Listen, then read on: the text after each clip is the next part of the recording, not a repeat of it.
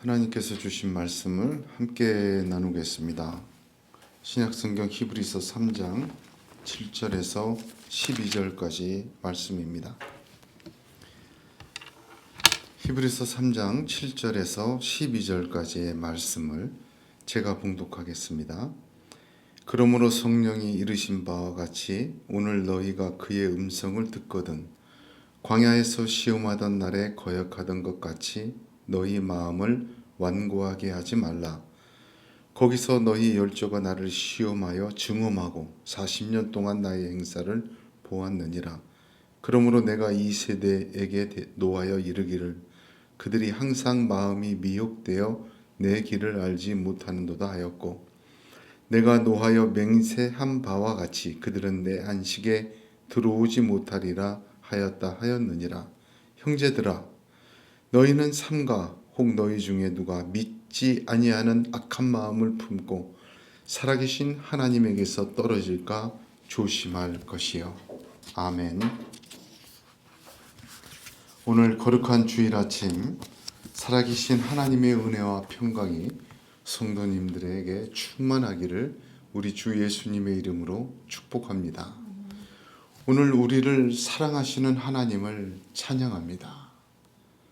저와 여러분에게 히브리서를 깊이 나누게 하신 성령의 인도하심에 그 지혜에 감사와 영광을 돌립니다. 고난 많은 세상에서 믿음으로 승리하라고 히브리서 말씀을 주셨습니다. 그 주신 뜻대로 저와 여러분이 승리에 이르도록 말씀을 붙들고 또한 이길 수 있는 그러한 삶이, 그러한 시간들이 되기를 간절히 소원합니다. 베드로서와 더불어 히브리서는 모두 구어체로 쓰여져 있습니다. 구어체로 쓰여졌다는 것은 이것이 단순한 편지가 아니라 설교문이었다는 것을 우리가 알 수 있습니다. 공동서신이라 합니다. 그것은 뭐냐면 베드로서도 그렇지만 히브리서도 당시 한 교회가 아닌 신약 시대의 모든 교회에게 보낸 설교문이었고, 그 설교를 문은 전 시대의 모든 교회와 교인들에게 보내시는 성령님의 설교다. 그렇게 이해하면 맞습니다. 베드로서는 신약과 구약을 주물을 녹이듯이 녹여서 예수 그리스도의 틀에 부어낸 그런 책이다. 제가 그렇게 정의를 내리지 않았습니까? 히브리서는요, 그 베드로서 예수의 틀 안에 부어진 구약과 신약 그 그리스도의 복음의 진수를 가지고 고통받는 세상에서, 박해받는 세상에서 성도들이 어떤 믿음과 어떤 순종으로 승리할 것인가를 구체적으로 설교한 것이 히브리서입니다. 그러므로 베드로서와 히브리서는 짝을 이룬다. 그렇게 말씀드릴 수가 있습니다.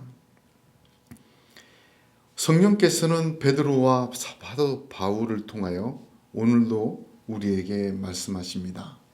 그 주신 말씀에 진리가 새겨지고 그 진리로 내 삶이 변화되고 하나님의 능력이 나타나며 성령의 인도하심의 역사가 있기를 간절히 소원합니다. 본문은 성령이 이르시되로 시작하죠. 성령님의 설교입니다.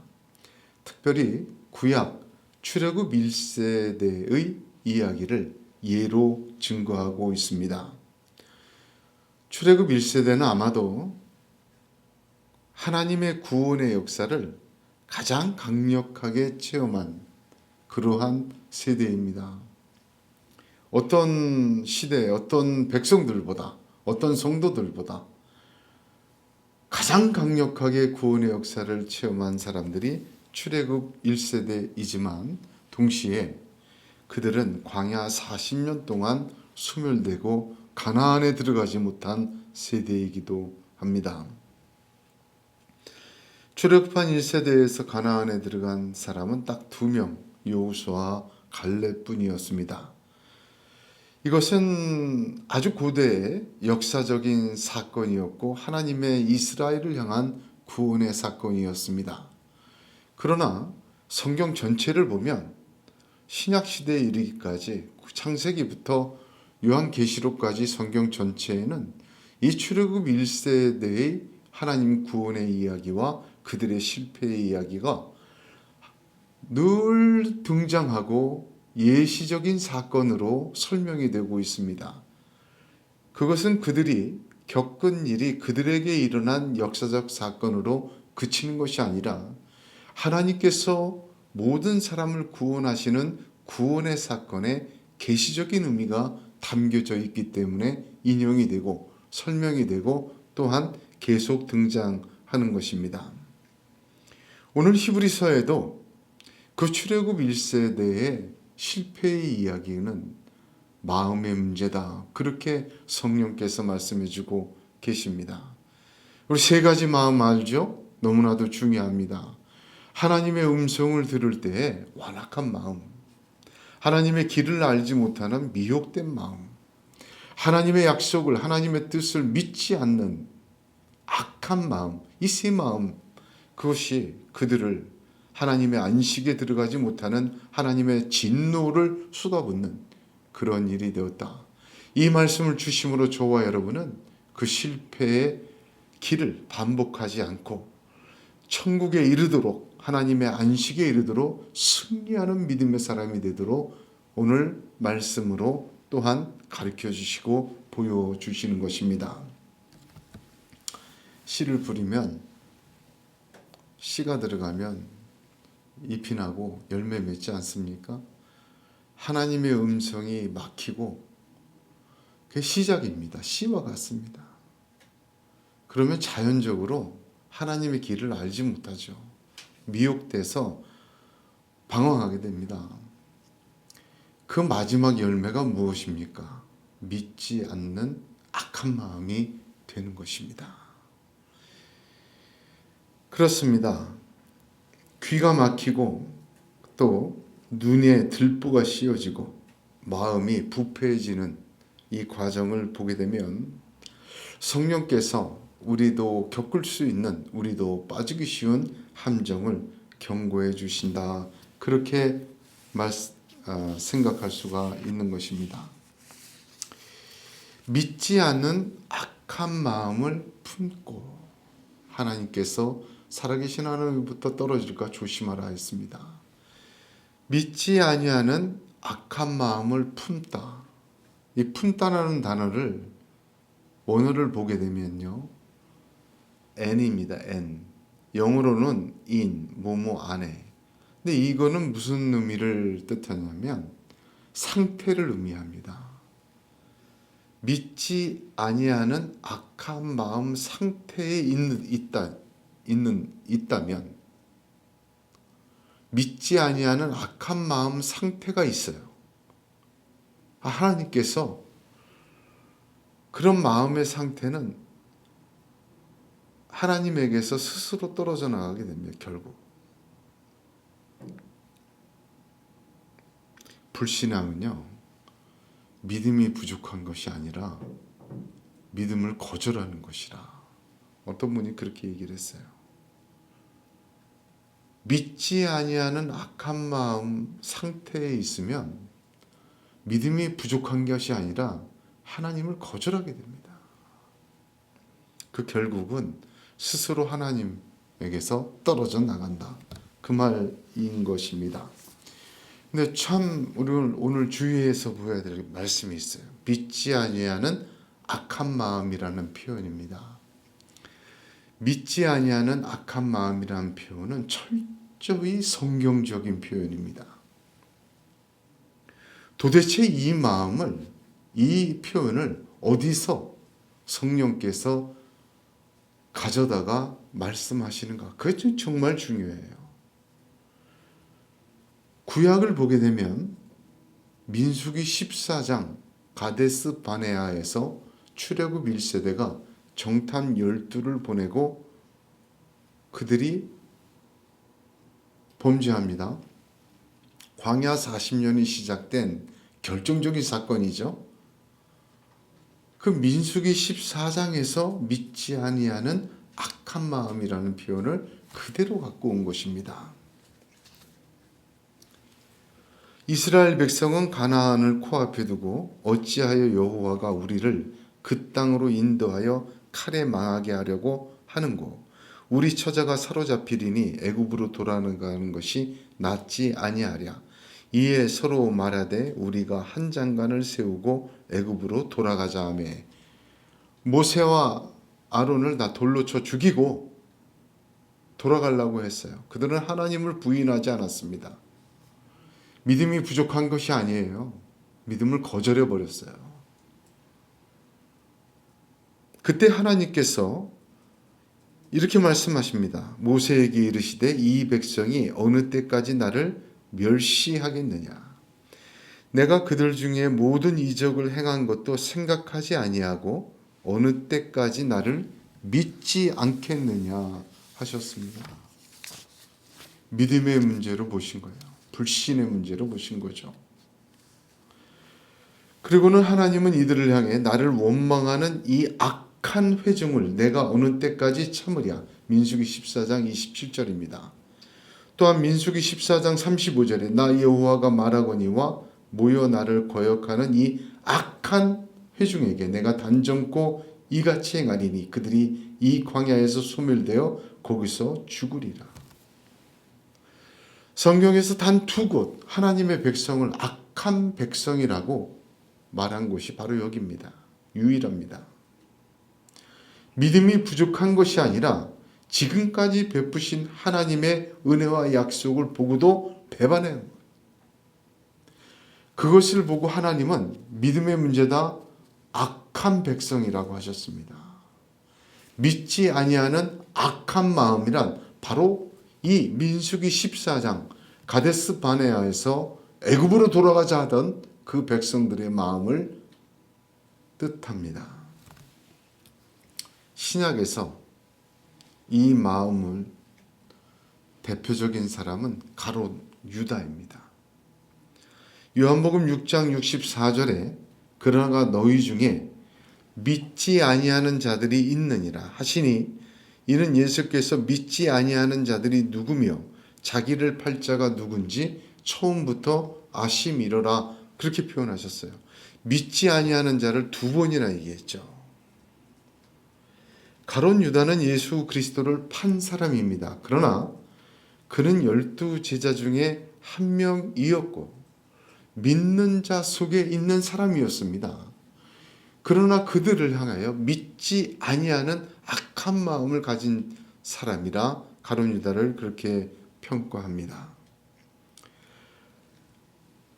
하나님을 대적하지는 않지만 하나님의 뜻을 거절하는 것, 믿지 아니하는 악한 마음입니다. 완고한 마음으로 시작되어 미혹된 마음이 된 사람에게 이르는 마지막 종착지는 뭡니까? 믿지 아니하는 악한 마음이에요.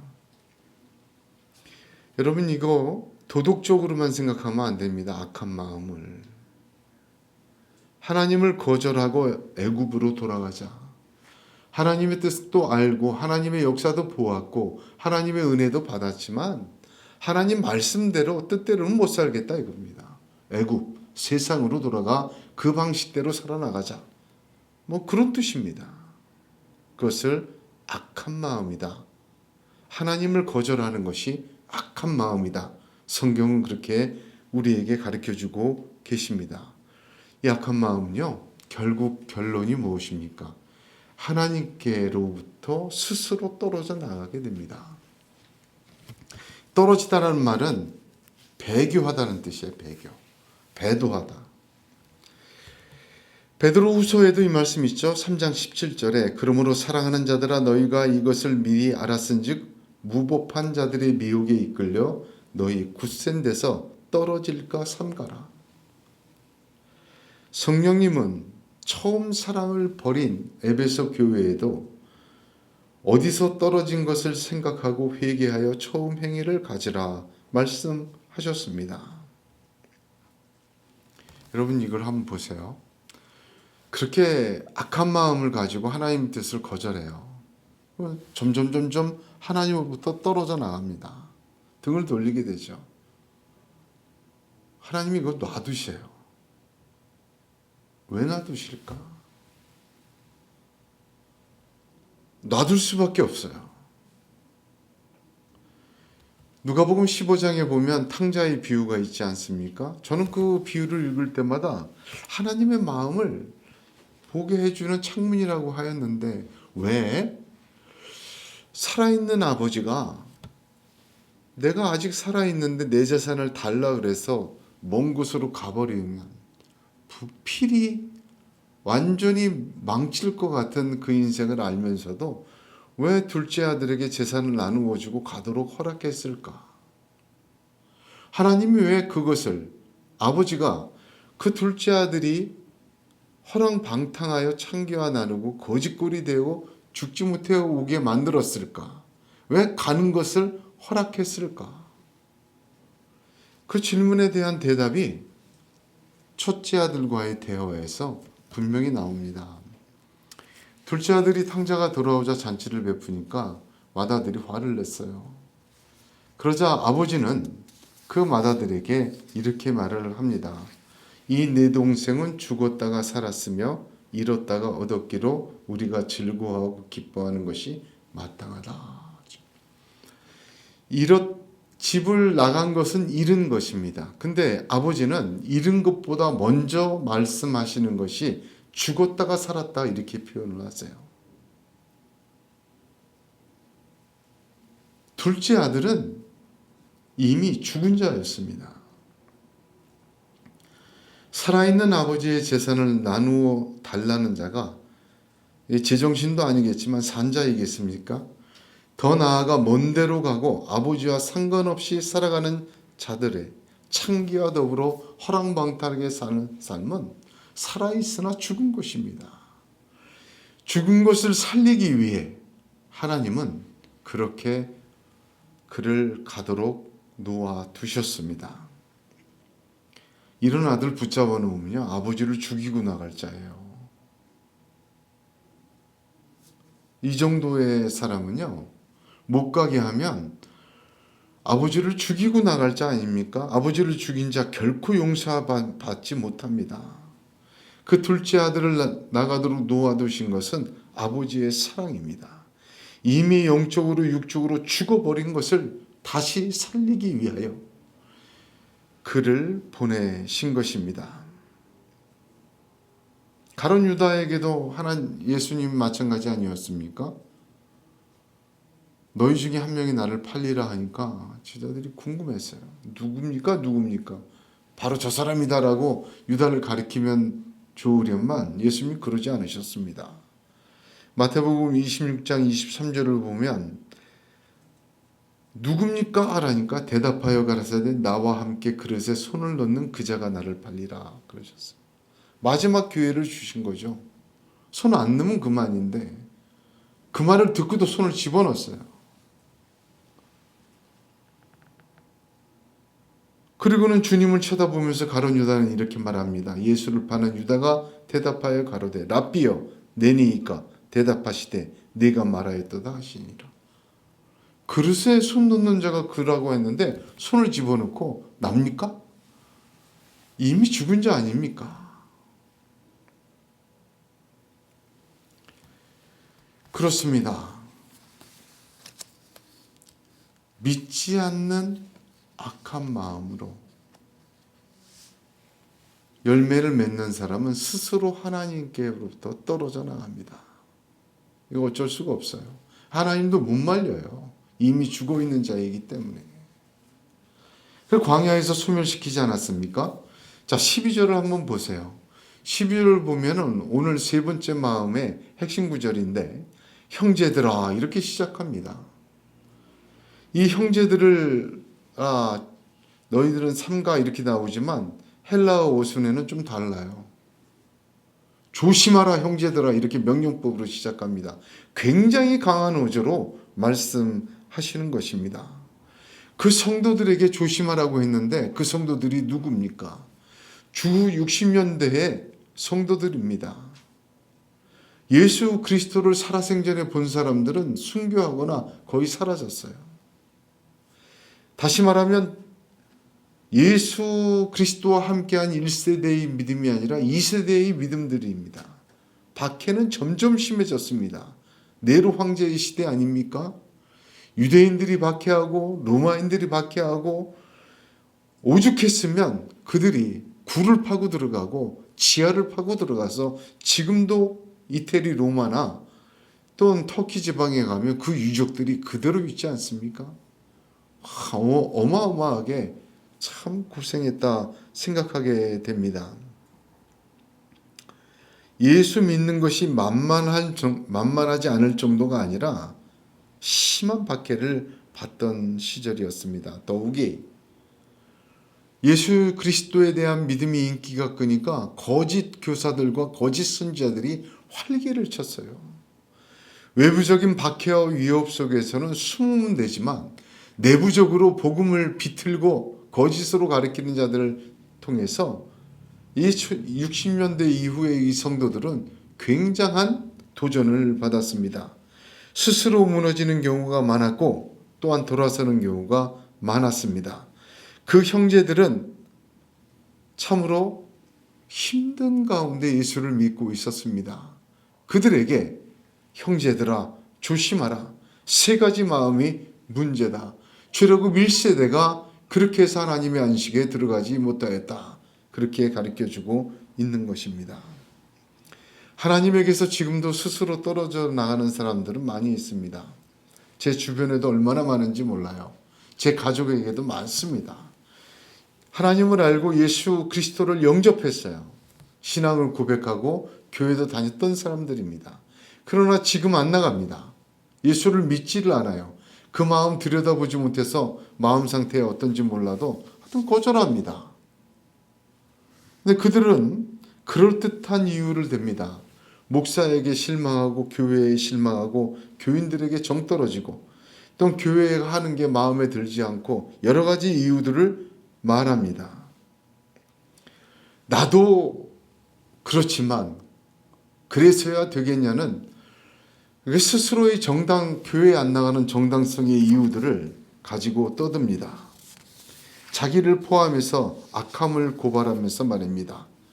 마치 자기 스스로 떨어져 나온 것이 의로운 것이고 잘한 선택이냐 그렇게 주장합니다. 어떤 이유에서도 하나님에게서 떨어져 나가는 것은 정당화될 수 없는 악한 마음입니다. 불신이란 부족한 믿음이 아니라 하나님을 거절하는 것입니다.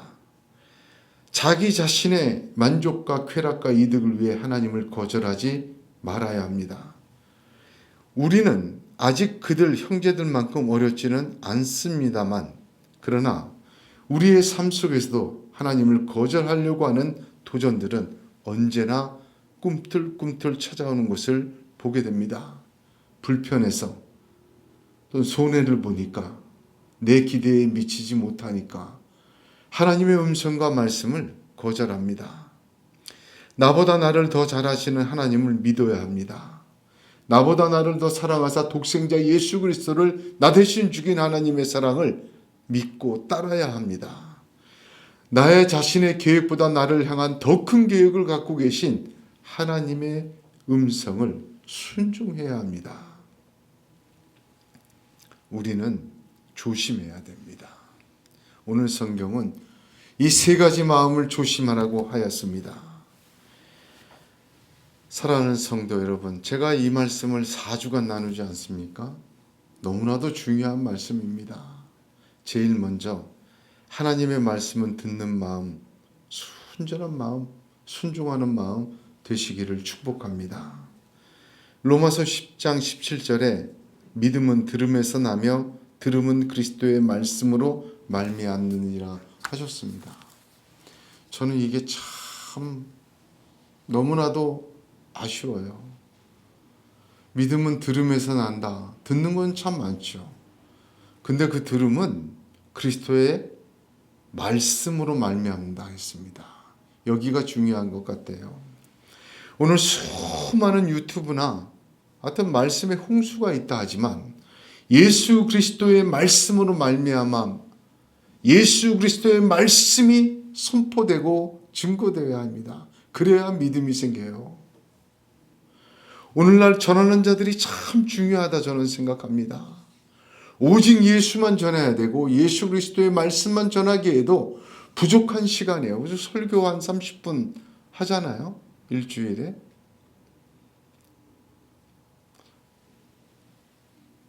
누가복음 2장 2절에 처음부터 말씀에 목격자 되고 일꾼된 자들의 전하여 준 그대로, 성경을 기록하는 자들도 전하여 준 그대로 전하였습니다. 전하여 준 그대로, 오늘 우리가 성경을 통하여 받은 그 예수님 그대로 예수의 말씀만 충만하기를 간절히 소원합니다. 그것이 들려질 때 믿음이 나는 것입니다. 이사야서 29장 13절에 주께서 가라사대 이 백성이 입으로는 나를 가까이하며 입술로는 나를 존경하나 그 마음은 내게서 멀리 떠났다. 그들이 나를 경외함은 사람의 계명으로 가르침을 받았을 뿐이라 하셨습니다. 그렇습니다. 그리스도의 말씀이 들려지지 않으면 이 믿음이 이중이 돼버려요. 겉으로는 하나님을 섬기고 속으로는 않게 되는 거죠. 순전한 하나님의 말씀이, 그리스도 예수의 복음이 울려 퍼지고 또한 순전한 마음으로 아멘하는 성령의 역사가 저와 여러분에게 넘치기를 간절히 소원합니다. 두 번째는 하나님의 길을 알아야 합니다. 이미 분명한 길, 성경, 예수 그리스도는 내가 곧 길이요 진리요 생명이라 하셨습니다. 주님은 진실로 너희에게 이르노니 천지가 없어지기 전에는 율법의 1.1획이라도 없어지지 아니하고 다 이루라 하셨어요. 그리고 주님은 그 성경은 나에 대하여 증거하는 것이라고 선포하셨습니다. 하나님의 길을 우리가 어떻게 다 알겠습니까? 그래서 하나님께서는 그 길을 예수 그리스도로 보내주셨어요. 그 주님을 알고 주님을 쫓아가는 것, 그것이 정답입니다. 미혹되는 세상의 정답이에요. 하나님께서는 광야에서 이스라엘을 시험하고 시련 정금과 같이 나오도록 테스팅하셨습니다. 그러나 이스라엘 백성은 광야에서 오히려 하나님을 시련하고 시험하고 증험하려고 했어요. 예수 그리스도를 따르는 길에 어려움이 있고 또는 이게 가능할까 하는 시험도 올 수 있습니다. 그러나 구름기둥 길기둥이 이스라엘 백성에게 있던 것처럼 오직 예수 그리스도의 십자가와 부활이 우리를 인도하신 대로 쫓아가야 합니다. 그 쫓아갈 때 하나님은 먼저 그의 나라와 의를 구하는 것으로 하나님께서는 하늘의 만나와 반석의 생수를 쏟아부어 내어 주실 줄로 믿으시기를 축복합니다. 하나님의 길은 이루어진 것을 통해 이루어진 것을 증거하시는 것입니다. 이루어진 것은 바로 성경의 말씀이요, 이루어질 것은 우리를 통해 그 말씀 그대로 나타나실 역사입니다. 그러므로 성경의 얘기는 남의 얘기 아니에요. 바로 지금 저와 여러분의 이 땅을 살고 있는, 광야와 같은 이 땅을 살고 있는 우리들의 이야기입니다. 그러므로 주 예수 그리스도만 쫓아가는 그런 하나님의 길 걸어가시는 마음 있기를 축복합니다. 세 번째는 악한 마음 버려야 합니다. 믿지 않은 악한 마음의 반대말은 무엇이겠습니까? 저는 이거 고민했어요. 잘 믿는 선한 마음입니까? 선한 것은 아무것도 없습니다. 믿지 않는 악한 마음의 반대말은 의로 여김받는 믿음입니다. 할렐루야. 하나님이 의로 여기시는 믿음, 하나님이 악하다고 하시는 믿음의 반대말이에요.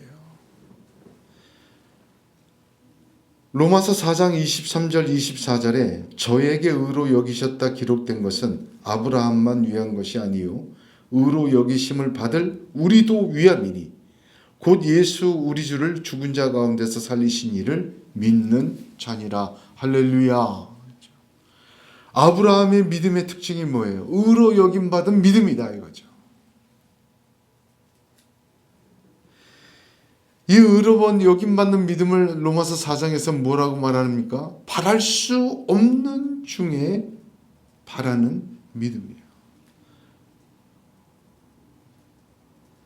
죽은 것을 알고도 믿음이 약하여지지 않는 믿음이에요.